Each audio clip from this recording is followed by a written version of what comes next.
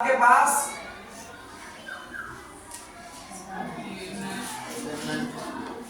प्रकाश के विभिन्न रंगों का प्रतिबिंब, प्रकाश के विभिन्न रंगों का प्रतिबिंब। कोई दिक्कत? नो। प्रकाश के विभिन्न रंगों का प्रतिबिंब।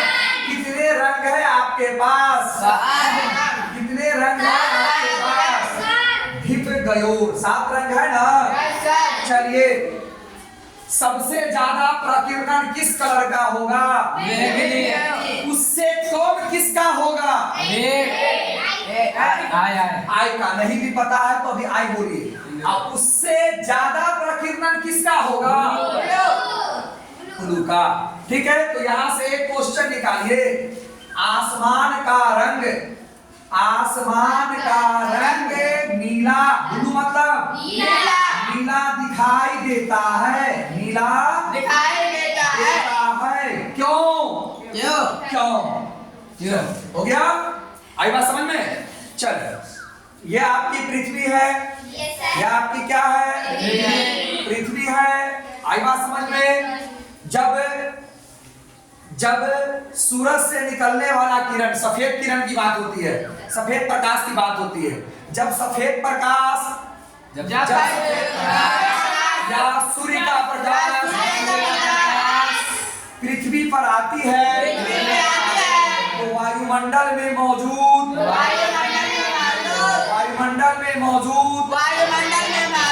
धूल कणों से टकराती है।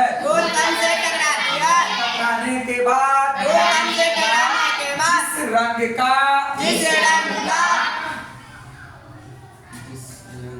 तरंग दैर्घ्य जितना कम होगा उसका विचलन उतना ज्यादा होगा।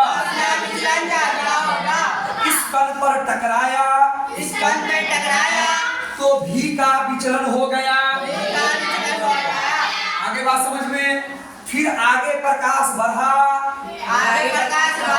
तो आई का विचलन हो गया। प्रकाश आगे बढ़ा तो बी का विचलन हो गया। बी मतलब ब्लू का विचलन हो गया। ब्लू का मतलब नीला का विचलन हो गया। नीला प्रकाश चारों दिशाओं में फैल गया, आसमान में चला गया। इसीलिए ब्लू आसमान हमें नीला दिखाई देता है।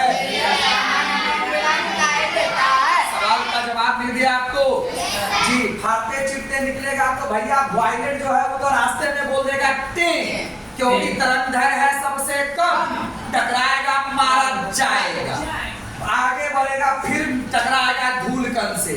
इंडिगो धूल कण से टकराएगा, बोल देगा टे, क्योंकि इसका तरंग दैर्घ्य है कम। मतलब इससे तो भी से तो थोड़ा ज्यादा है, फिर भी लाल से ब्लू से तो कम है। मेरा सवाल है ब्लू का, तो हम ब्लू की तुलना में इस दोनों को देखेंगे, न कि इसकी तुलना में देखेंगे। हम ब्लू के तुलना में देखेंगे क्योंकि आकाश का रंग नीला दिखाई देता है, तो नीला के तुलना में इस दोनों का तरंग दैर्घ्य है कम। जिसका तरंग दैर्घ्य है कम उसका विचलन होगा ज्यादा, जिसका विचलन है ज्यादा इसका मतलब वो प्रकाश बिखरेगा सबसे ज्यादा, है ना? रास्ते में टकरा करके कम से बोल देगा ए। जैसे कि आप लोग पढ़ते रहते हो, जिसका दिमाग है कमजोर उसको शैतान भटकाता है ज्यादा, और इतना भटकाता है कि आप चलते चलते मैट्रिक का एग्जाम आते आते बोल देते हो टे, है ना? टे बोलने के बाद आपका क्या होता है वो तो सबको पता है। ठीक, बहुत सारा बच्चा रिजल्ट आने से पहले दिल्ली बम्बई का गाड़ी पकड़ के चल जाता है क्या बोलने टे। ठीक, कुछ बच्चा रो गया तो रिजल्ट आने तक रिजल्ट को देख करके तब तक जो पढ़ा है वो भी हो गया टे। और आपको पता है कि बिहार बोर्ड में जो लास्ट हो रहा है, बिहार बोर्ड में रिजल्ट आए हो गया लगभग 1.5 महीना। अब पूरे हिंदुस्तान का अभी रिजल्ट, पूरे हिंदुस्तान के राज्य का रिजल्ट अभी होबे नहीं किया है। अब आपको पढ़ना है आगे की पढ़ाई बॉम्बे में। रिजल्ट यहाँ पर 1.5 महीना पहले आकर रखा हुआ है, तब तक नॉलेज हो गया रट्टा मार वाला। ठीक, तो एडमिशन में जाइएगा बॉम्बे में, तो बॉम्बे में आपके आपके बाबूजी का दादाजी का लाठी थोड़े न चलेगा कि लाठी के डर से आपका एडमिशन हो जाएगा। तो आपका कैरियर बोल दिया ठीक, तो जहां से चले थे वहीं पर रह गए। ठीक है ना, आगे बात समझ में, आगे बात समझ में।